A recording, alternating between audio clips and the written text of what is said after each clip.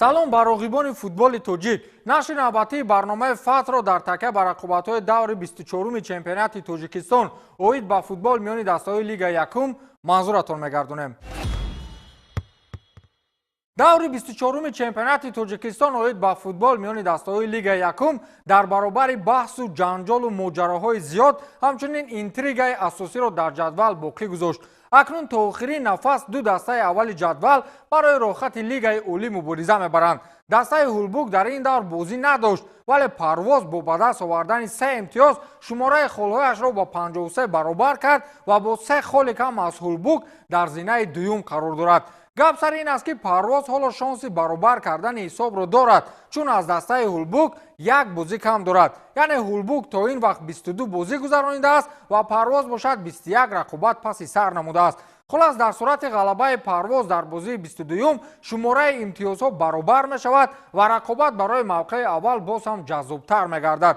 дар ин давр ҳамчунин дар рақобати дастаҳои сомони данғара ва исфара миёни бозингарони ҳар ду тараф ва доварон баҳсу нофаҳмӣ омад ки рақобат то охир идома накард ва кумитаи тартиби интизомии федератсияи футболи тоҷикистон натиҷаи бозиро ҳоло муайян накардаанд. дастае ки дар охири мавсим бедор шуд ин ёқути шаҳри ваҳдат аст ки баъди марҳилаи тӯлонии шикастхӯрӣ акнун чанд даври охир бозиҳои худро бо ғолибияту мусовӣ ҷамъбаст мекунад ва аз таҳхонаи ҷадвал ҳамакнун ба мавқеи ҳаштуми ҷадвали чемпионат баромаданд.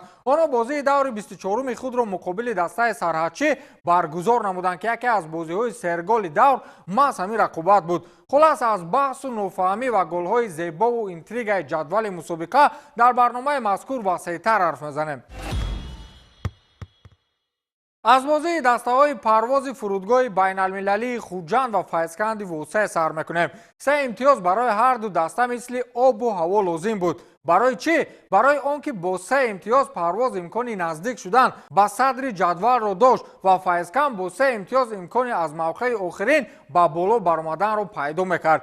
хулас бозие ки ҳар ду тараф тамоми нерӯи худро сарф мекарданд. рақобат дар майдони хонагии дастаи парвоз сурат гирифт ва новобаста аз оне ки парвоз тими пурқувват аст, бозингарони файзкан низ муқобили мизбонон бозии арзанда нишон доданд. ҳар ду тараф имкониятҳои хубе доштанд то голҳои бешуморро ба ҳадаф расонанд, аммо мухлисон ба таври лозима лаҳзаҳои голӣ ва голзаниро тамошо карданд. ман ба бахши иттилооти дастаи парвоз махсусан ба исмоил холиков ташаккури алоҳидаи худро равон мекунам ки тӯли мавсим дар сабти бозиҳо ва равон кардани наворҳо ба мо кӯмак мекарданд. хулас боз ҳам ин рақобат аз ҷониби онҳо мавриди сабт қарор гирифт ва ҳамкорони мо рафти рақобатро таҳлилу баррасӣ карданд ки якҷо тамошо мекунем. дар даври 24-уми чемпионати тоҷикистон оид ба футбол миёни дастаҳои лигаи якум тими парвоз дар майдони худ дастаи файзканди восеъро қабул кард. ин рақобат барои дастаи парвоз ҳамчун дидори марказӣ ба ҳисоб мерафт. ба даст овардани 3 имтиёз ва наздик шудан ба дастаи ҳулбук дар ҷадвал мақсади асосии тими шимоли кишвар буд. аз аввали рақобат бозингарони дастаи парвоз ба ҳуҷум мегузаштанд ва дар як ҳамла бозингарони файзкан дар назди ҷаримагоҳи худ футболбози парвозро аз пой афтониданд ки довар зарбаи стандартӣ таъин кард. дарвозабони тими файзканд нагузошт ки футболбозони парвоз фурсати мазкурро ба гол табдил диҳанд. ҳамин тавр футболбозони дастаи парвоз ҳуҷумҳои пайҳами худро ба роҳ мемонданд ва зарбаҳои худро ҷониби дарвозаи файзканд равон мекарданд.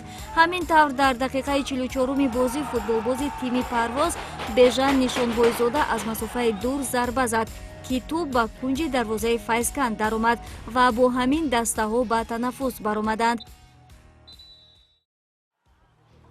дар қисмати дуюми рақобат низ идораи бозӣ бар уҳдаи футболбозони дастаи парвоз буд. онҳо зуд ба дарвозаи ҳарифашон наздик мешуданд ва фурсатҳои хатарнокро созмон медоданд. ин буд ки дар дақиқаи 66-уми дидор футболбози дастаи парвоз фаррух каримов аз партофти ҳамдастаҳояш ба хубӣ истифода бурд ва тӯбро ба кунҷи дарвозаи файзканд равон кард ки тими парвоз бо ҳисоби 2-0 ба пеш баромад. дар ин баробар онҳо боз имконият доштанд ки аз зарбаи кунҷӣ ба задани голи сеюм даст ёбанд, вале футболбозони Файзканд ин вазъиятро бартараф намуданд. дар ин миён бозингарони дастаи Файзканд имконияти хубе ба миён оварданд ва аз назди ҷаримагоҳи дарвозаи Парвоз ба задани голи ягонаи худ даст ёфтанд. баъдан бозингарони Парвоз чандин фурсатҳои хуби худро истифода бурда натавонистанд. ҳатто дар ҳолати як ба як бо дарвозабон ба задани гол ноил нашуданд. хулас бо ҳуҷумҳои пайҳами худ дар ниҳоят боз имконият омад ки бозингарони Парвоз ба задани гол даст ёбанд. дар ҳоле ки тӯб дар дохили ҷаримагоҳи Файзканд буду бозингарон барои ба даст овардани он мубориза мебурданд, Асадбек Ҷурабекзода бо як зарбаи сахт тавонист тӯбро вориди дарвозаи ҳариф намояд. ҳамин тавр бозии мазкур бо ҳисоби 3-1 ба фоидаи тими Парвоз хотима ёфт. дастаи Парвоз феълан бо 53 имтиёз дар мавқеи дуюми чемпионати футболии кишвар миёни дастаҳои Лигаи Якум қарор дорад. дастаи Ҳулбок бошад бо 56 хол садрнишин аст ва аз Парвоз як бозӣ зиёд дорад. тими Файзканд бошад бо 13 хол дар охирин хонаи ҷадвали мусобиқа қарор гирифтааст. бозии баҳснок ва ҷанҷолие ки дар боло ишорааш карда миёни Сомони Данғара ва Исфараи шаҳри Исфара иттифоқ афтод. Сомони Данғара рақобатҳои охири худро ба хости дили мухлисонаш сипарӣ намекунад. Исфара бошад шомили тимҳои заиф аст ки ин аз мушкилиҳои дохилии дастаи мазкур манша мегирад. бозӣ дар ноҳияи Данғара сурат гирифт ва дар як фурсат миёни бозингарон ва доварон баҳс ба вуҷуд омад ки ба қавле як корти сурхи довар боиси норозигӣ ва нофаҳмиҳои тарафайн гардид ва ҳамин тавр яке аз дастаҳо аз идомаи рақобат ба сифати эътироз даст кашид ки инро Дилшод Назирматов васеътар шарҳ медиҳад.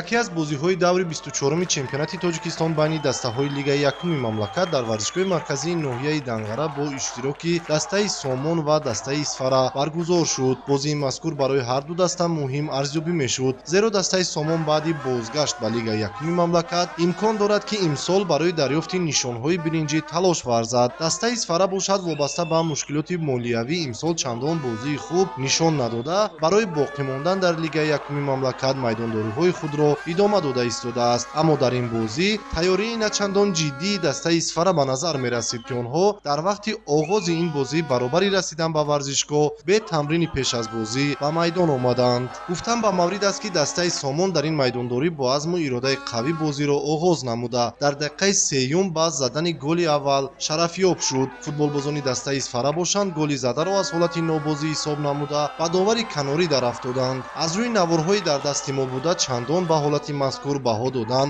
номумкин аст, вале дидан мумкин аст ки довари канорӣ дар ин ҳолат мавқеи худро дуруст интихоб карда сипас қарори дахлдор баровардааст. довари марказӣ бошад барои таниши лавзӣ ба футболбози рақами 5 дастаи Исфара Исмоилов Мавлонҷон корти сурх нишон дод. таниши лавзӣ миёни футболбозон ва доварон то дер идома кард, вале довари марказӣ қарори худро дигар накарда ба идомаи бозӣ ишора намуд. футболбозони дастаи Исфара ки дар ин бозӣ бидуни сармураббӣ ва роҳбарияти даста омада буданд аз майдон баромаданд. ҳарчанд нозири бозӣ ва нозири доварон аз футболбозони меҳмон даъват ба амал оварданд ки онҳо ба бозӣ идома диҳанд, вале футболбозон низ қарори худро дигар накарда аз довари марказӣ тақозо карданд ки корти сухро бекор кунанд ва онҳо сипас ба майдон меоянд. ҳамин тариқ дастаи Исфара дар дақиқаи 15 аз бозӣ берун шуда аз идомаи майдондорӣ даст кашид. довари марказӣ ва масъулони ин бозӣ бошанд то вақти дар низомнома ишора шуда футболбозони дастаи Исфараро дар майдон интизор монданд. баъди барнагаштани дастаи Исфара ба майдон довари марказӣ ва кӯмакдоварон низ аз майдон берун омаданд. акнун натиҷаи бозии мазкур баъди баргузории ҷаласаи навбатии кумитаи назоратии интизомии Федератсияи футболи Тоҷикистон эълон хоҳад шуд. бозиҳои дигари даври 24-уми чемпионати футболии кишвар миёни дастаҳои Лигаи Якум ба таври зайл сурат гирифтанд.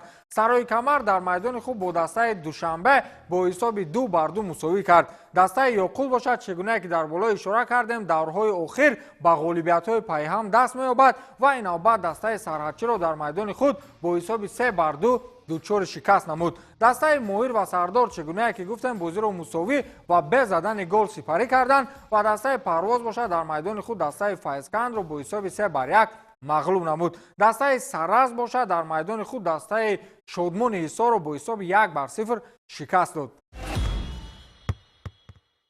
ҷадвали умумии мусобиқаи мазкур ба таври зайл аст. феълан дастаи ҳулбук бо 22 бозӣ ва бо 56 имтиёз дар мавқеи аввали ҷадвал ҷой гирифтааст. дастаи парвоз бошад як бозӣ кам аз дастаи ҳулбук дорад ва бо 53 имтиёз мавқеи дуюмро моли худ кардааст. дастаи моҳир бошад 39 имтиёз дорад дар мавқеи сеюм ва дастаи шодмон бо 37 имтиёз дар ҷои чорум эстад. дар тахонаи ҷадвал бошад дастаи исфара бо 15 имтиёз мавқеи 12-умро моли худ кардааст ва дастаи файзкам бошад дар хонаи охирин бо 13 имтиёз меистад. рақобатҳои даври 25-уми чемпионати футболии кишвар миёни дастаҳои лигаи якум ба таври зайл сурат мегирад. дастаи шодмон дар майдони худ дастаи парвозро қабул мекунад ва яке аз бозиҳои марказии давр низ ҳамин бозӣ дониста мешавад ки дастаи парвоз барои баробар шудан бо дастаи ҳулбук мубориза мебарад ва дастаи шодмон бошад барои роҳ ёфтан ба чоргонаи аввал. хуб дастаи файзган дар майдони худ дастаи моҳиро интизор аст ва дастаи душанбе бошад дар майдони худ бо дастаи сомони данғара рақобат мекунад. дастаи сардор бошад бо дастаи ёқути шаҳри ваҳдат бозӣ мекунад ва дастаи сарҳадчӣ бошад дар майдони худ дастаи саройкамарро қабул хоҳад кард. дастаи исфара бошад дар майдони худ як бозии мушкил дорад ки ин ҳам муқобили дастаи ҳулбуки восеъ мебошад. ин шаҳри даври 24-уми чемпионати футболии кишвар миёни дастаҳои лигаи якум буд ки онро ман фирдавси хурсанд бароятон шаҳру тағзия додам. то нашри навбатӣ пирӯзу поянда бошед.